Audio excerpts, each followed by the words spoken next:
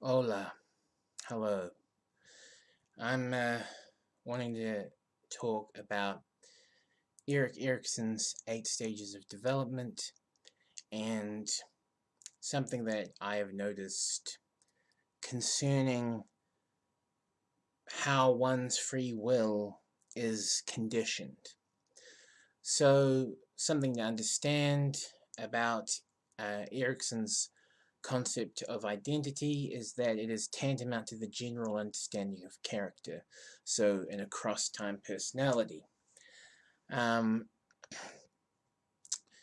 so the thing that I've realized is that if one is not born with connections, so let's say the real father is out of the picture, or the real mother is out of the picture, or the child is adopted as an infant, okay, infant wise, right? Then something I've noticed is that the person takes on a they take on a position of potential as opposed to a kinetic position where it concerns how they are conditioned by um, forces, let's say, to actually dictate the course of their lives. So the first stage in Erikson's 8 stages of development is infancy, and it's between trust and mistrust. And so you can't even begin to make that choice if you have no connections, from the get go.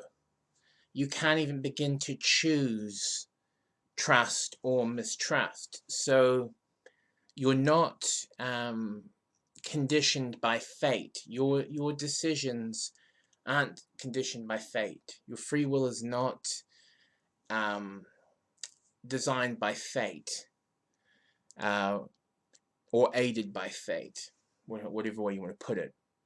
But instead, your um, your free will is conditioned by what is called destiny. In other words, destination. And in other words, projected destination. In other words, soul. The soul is the vision of uh, what you deem to be reality manifested. Um, that's what a soul is. It's what you want to manifest of what you deem to be reality. Um, and so, no, the options are directive in either a potential or kinetic sense.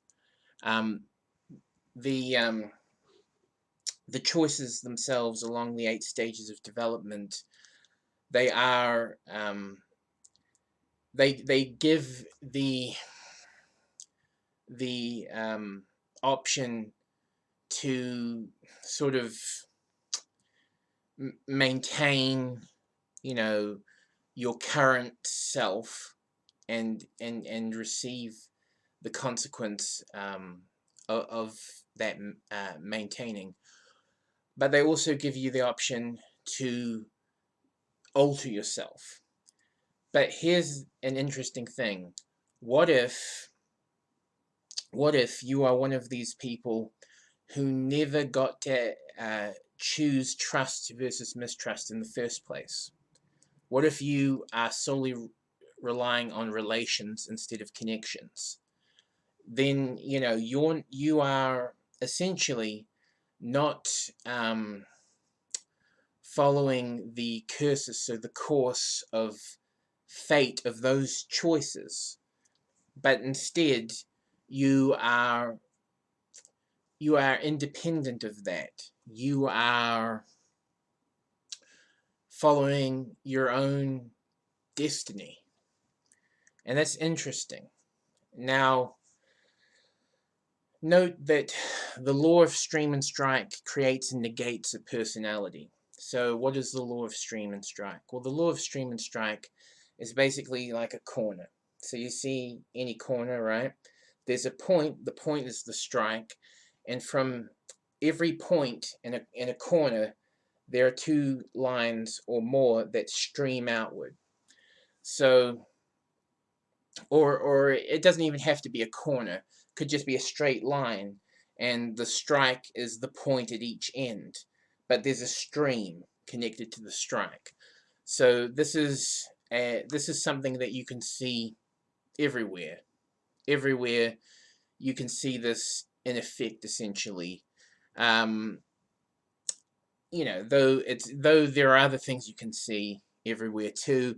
If you look around, you'll notice the law of stream and strike at play. But anyway, it creates and negates a personality. In other words, it manifests a personalized individual, or it manifests a natural inadditional.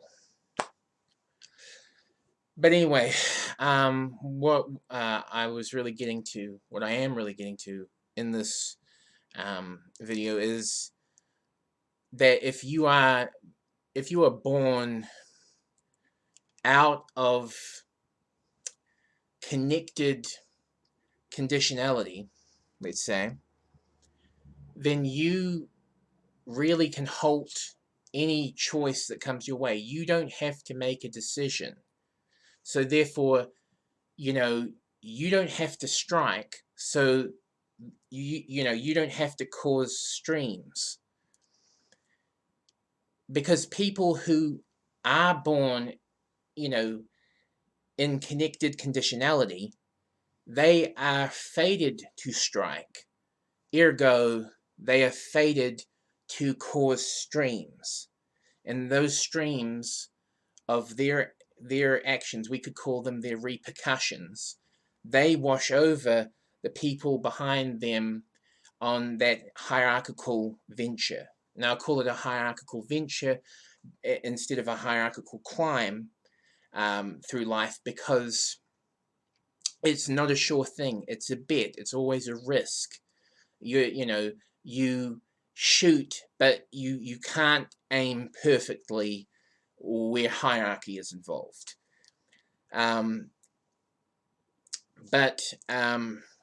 Anyway, a person who isn't subject to connected conditionality, who is instead subject to related conditionality, they don't ever have to strike. So, they don't ever have to strike where, what to others might seem the time to strike, as dictated, as it is easy to assume, by a identification of fate at play, at work.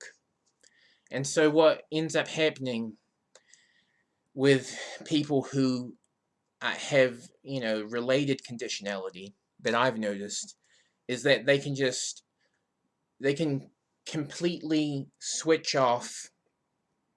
They can completely switch off making decisions that people with connected conditionality can't.